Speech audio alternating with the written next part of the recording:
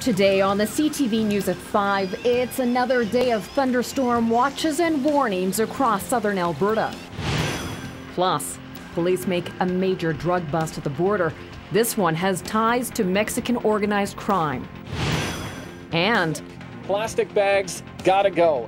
How a Lethbridge radio DJ is trying to ban single-use plastic bags in the city.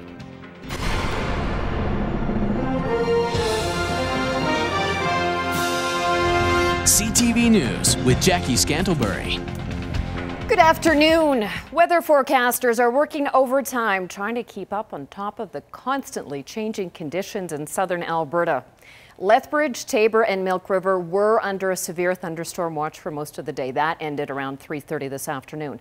A number of severe thunderstorm warnings were downgraded to watches, including for Medicine Hat, Bow Island, Suffield, Cypress Hills, Provincial Park and Foremost.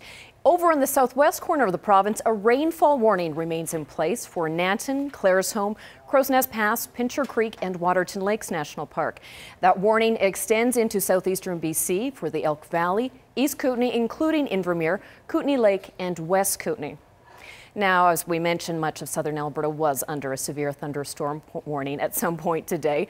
In some cases, the heavy rain has been mixed with hail, although so far the flooding has been localized and in most cases very brief. City crews have again been forced to close the access road to Indian Battle Park in Lethbridge, the boat launch and the water treatment plant because of flooding up near Fort Whoop-Up. Workers have been unable to repair a broken storm sewer line because of the wet, muddy conditions. And as a result, storm water is flowing around the pipe and down the coulee bank. It's also running through the parking lot and the road. As you can see, people walking in the river valley are being urged to use caution. And with all the precipitation, southern Alberta rivers are being watched very closely. A stream flow advisory has been extended for the Oldman River Basin, but it's now also in place for the Oldman River, both up and downstream of Lethbridge. In the South Saskatchewan River Basin, the advisory continues for the river itself, including in Medicine Hat. Tributaries flowing out of the Cypress Hills have also been added to the list. The Bow River Basin, both up and downstream of Calgary, remains under the advisory as well. And flood watches remain in place for a number of rivers in southeastern BC, including the Upper Columbia region, Kicking Horse River and Kootenay region. There is significant potential flooding in the East Kootenay. Now, meanwhile, hundreds of people in the BC interior still can't go home tonight after a flash flood that looked more like a tsunami. Nearly 1,000 people are either evacuated or on evacuation alert in Sicamous. Weeks of rapid snowmelt and wet weather caused rivers to rise in the BC interior, the Kootenays and the Fraser Valley. Last weekend's heavy rain pushed rivers up over the brink, sparking a torrent of deadly water. One man died when the bridge he was standing on collapsed. The water has stopped gushing now and the cleanup has begun. A total water ban remains in effect.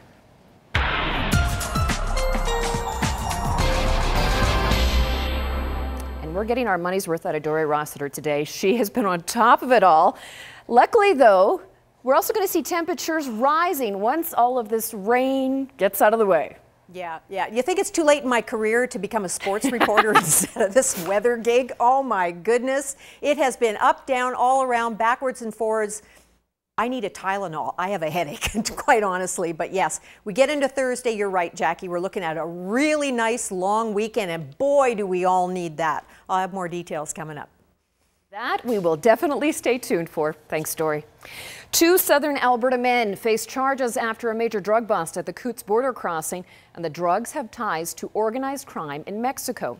Coutts border guards seized 6 kilograms of the purest form of cocaine in a 15-month joint investigation with U.S. officials. They discovered it after X-raying a wooden barrel.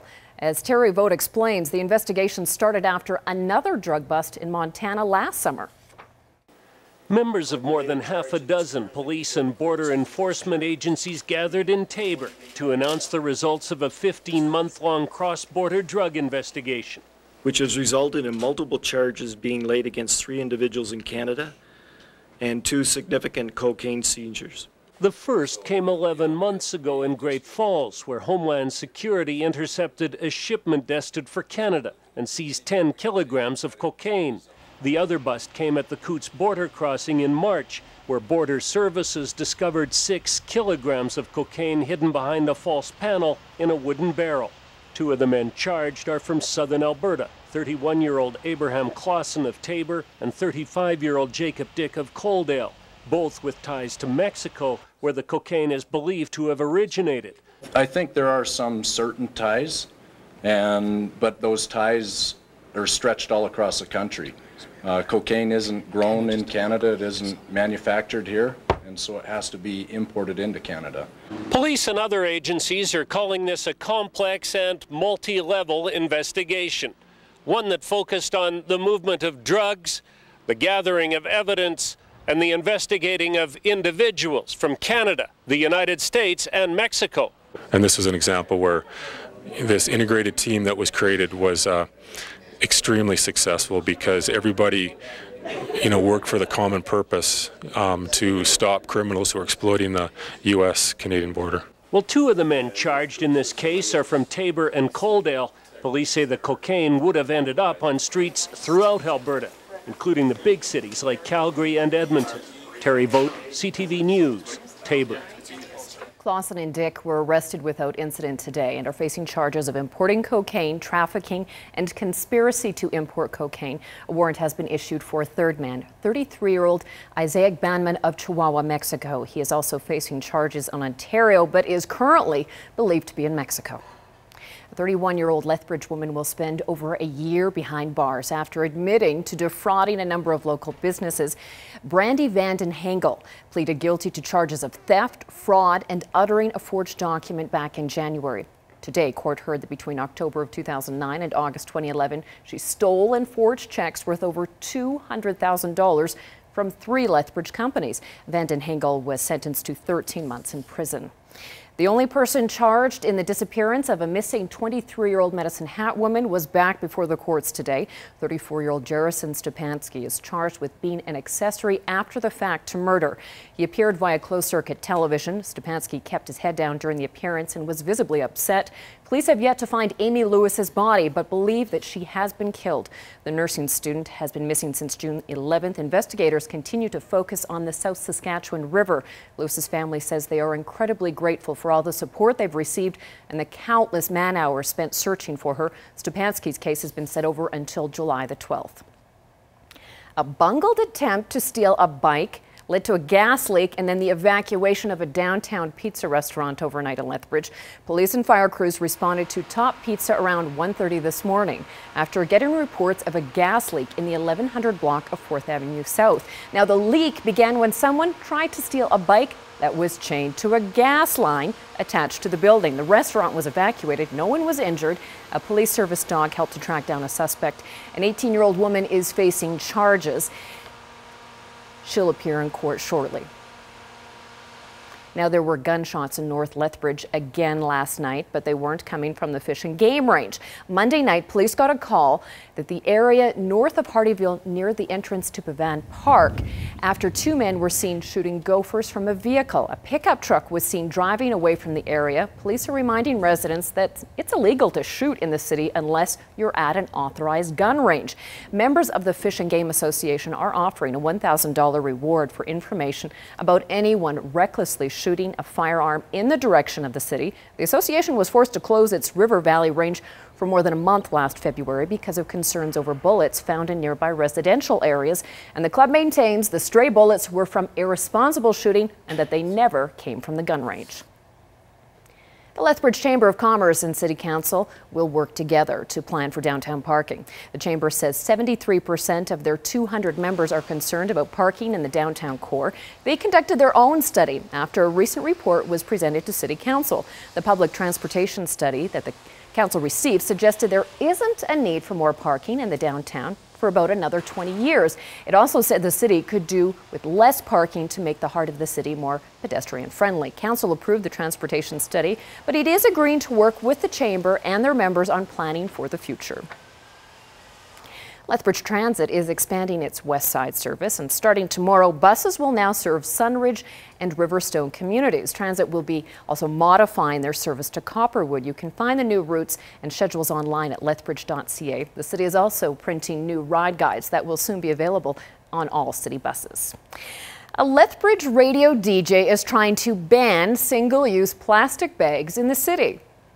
Scott McGregor, Afternoon Delight, and we are continuing my war on plastic. Plastic bags gotta go in Lethbridge, Alberta.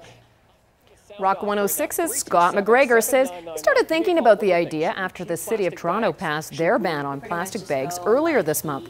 He posted the question on the radio station's Facebook page, and the conversation took off. McGregor says plastic bags are terrible for the environment, taking 1,000 years to break down in a landfill. McGregor started an online petition, and he's hoping to get at least 20,000 signatures so that he can bring the issue before Lethbridge City Council. Ultimately, I think reusable bags are the answer, or I've thrown around the idea of putting a levy on bags, kind of like we have with bottles and cans.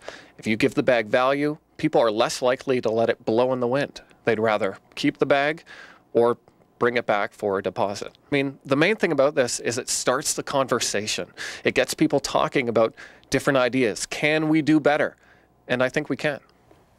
To view the petition online, go to lethbridgebagban.org. There's a new sculpture outside Lethbridge Fire Headquarters. The piece was designed by BC artist Douglas Senfit.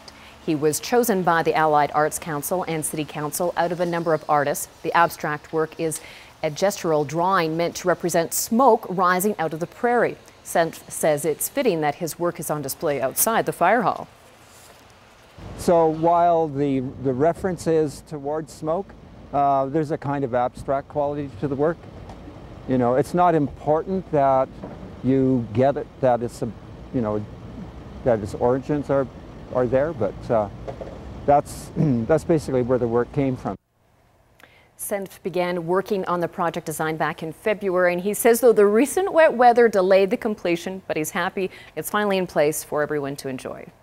A growing number of Australian farmers are trying a farming method known as controlled traffic farming. It's an approach that's showing improved plant growth, less moisture evaporation, as well as higher yields. We have more in tonight's report from Farm.tv. Farm.tv has been following controlled traffic farming in Alberta for 3 years since Steve LaRocque first started. Last year, 4 other farmers also started. But in Australia, many more are farming using controlled traffic farming methods. I think it's 20-odd% or something is what is recorded, but there's little pockets where it's very high. Robert Ruwalt is touring Alberta farms that have started controlled traffic farming and inter-row seeding, something he's been doing in Australia for years. Well, there's lots of benefits. One of it, we grow better crops, we got better soil health, which then makes us grow better high-yielding crops. We see major benefits now, and it's just, you've got to get your head around it, and you've got to devote your time to making it work and not go in there with an attitude looking for excuses why it won't work. Farm TV is brought to you by DA Building Systems. And now to the financial markets, where there was finally some relief for investors with some good rebounds. Here are the closing numbers for the day.